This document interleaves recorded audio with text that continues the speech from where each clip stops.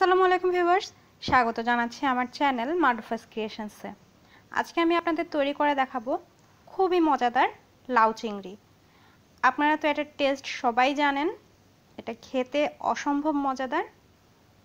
তো চলুন দেখে দিচ্ছি এটা আমি কিভাবে রান্না করেছি। আমার চ্যানেলটিকে সাবস্ক্রাইব না করে থাকলে এখনই সাবস্ক্রাইব করে ফেলুন। আমি একটা কড়াই গরম করে নিয়েছি, গরম করে এতে আমি পরিমাণ মতো তেল দিয়ে দিচ্ছি। তেলটাকে একটু গরম করে নিতে হবে। তেলটা যখন মোটামুটি গরম হয়ে গেছে তখন এতে আমি দিয়ে দিলাম পেঁয়াজ কুচি।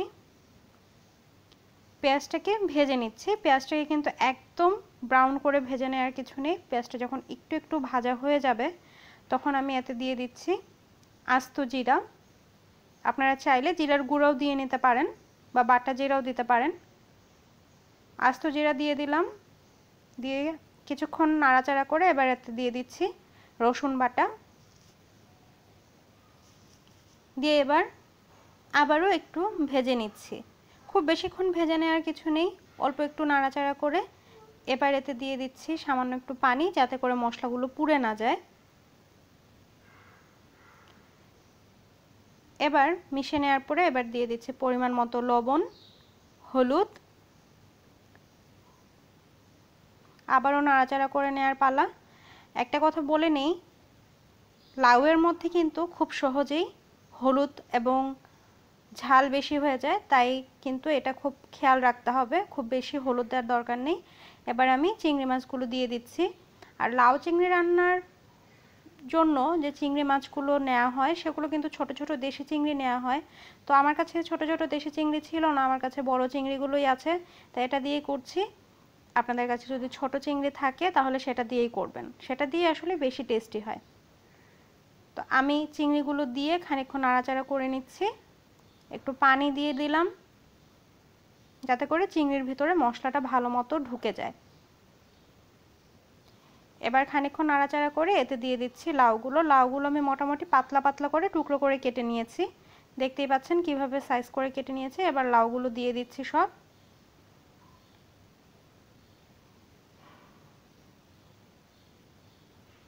সব লাউ দিয়ে দেওয়ার পরে এবার আমি একদম নিচ থেকে উল্টে পাল্টে নেড়ে দিচ্ছি।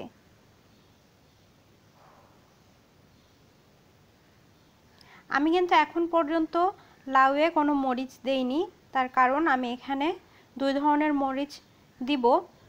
তো দিয়ে দিচ্ছি প্রথমে শুকনো মরিচ দুটো, আস্ত শুকনো মরিচ আমি দিয়েছি। আচ্ছা, লাউয়ে কিন্তু পানি দিতে হয় না, তার কারণ লাউ থেকে নিজে নিজেই পানি বের হয়। তবে আপনারা যে লাউটা নেবেন সেটা যদি সেদ্ধ না হতে চায় তাহলে একটু পানি দিয়ে নেবেন। আর ভালো লাউ হলে কিন্তু তাড়াতাড়ি সেদ্ধ হয়ে যায় আর লাউ থেকে পানি বের হয়। তো লাউ থেকে যখন মোটামুটি এরকম পানি বের হবে তখন উপর থেকে আমি আরও দুটো কাঁচামরিচ দিয়ে দিচ্ছি, দিয়ে ঢাকনা দিয়ে দিলাম। ব্যাস, ঝাল কিন্তু এতেই অনেক হয়ে যাবে, কারণ লাউয়ে প্রচুর পরিমাণে ঝাল হয়। মাঝে মধ্যে ঢাকনাটা তুলে নেড়ে চেড়ে দেখতে হবে আর দেখে নিতে হবে লাউটা সেদ্ধ হয়েছে কিনা। আমার যে লাউটা আছে এটাকে আরও একটু সেদ্ধ করতে হবে মনে হচ্ছে।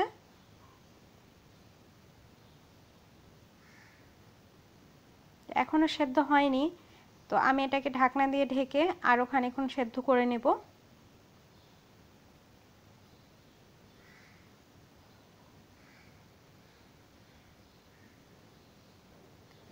লাউটা সেদ্ধ হওয়ার আগে এখানে কিছু ধনেপাতা ছিটিয়ে দিতে হবে। ধনেপাতা কুচি দিলে লাউয়ের মধ্যে কিন্তু অসাধারণ একটা ফ্লেভার আসে। ধনেপাতা ছাড়া লাউয়ের তরকারি তো আমি কল্পনাও করতে পারি না। তো যাই হোক, আপনারা যদি মনে করেন যে তরকারিতে একটু আদা দিতে পারেন, তো আদা বাটা একটু দিয়ে নিতে পারেন। এখানে আদা দিতে চাইলে আদা বাটা দিয়ে নিতে পারেন। তো আমি মাছের তরকারিতে জেনারেলি আদা দেই না, তাই এখানে আমি আদা দিইনি। আপনারা যদি মনে করেন একটু আদা বাটা দিতে চাইলে দিয়ে নিতে পারবেন। ধনেপাতা দেওয়ার পরে আমি আবার ওটাকে ঢেকে রান্না করছি। তো এখন লাউটা সেদ্ধ হয়ে গেছে এবং পানিটাও অনেকখানি কমে এসেছে। পানি কিন্তু এর থেকে কমানো যাবে না, ঝোলে এরকমই থাকতে হবে। লাউয়ের তরকারি একদম মাখো মাখো হয় না বা ভাজা ভাজা হয় না। দেখিয়ে দিচ্ছি, লাউটা দেখতেই পাচ্ছেন সেদ্ধ হয়ে গেছে। তো এবার লাউটাকে পরিবেশন করার পালা। আপনারা এটা গরম ভাতের সাথে খেতে পারেন, খেতে অসাধারণ লাগবে। তো অবশ্যই রান্না করুন, রান্না করে আমাকে কমেন্ট করে জানাতে ভুলবেন না খেতে কেমন হয়েছে। আর আমার সাথে থাকার জন্য অসংখ্য ধন্যবাদ। ভালো থাকবেন, সুস্থ থাকবেন। আল্লাহ হাফেজ।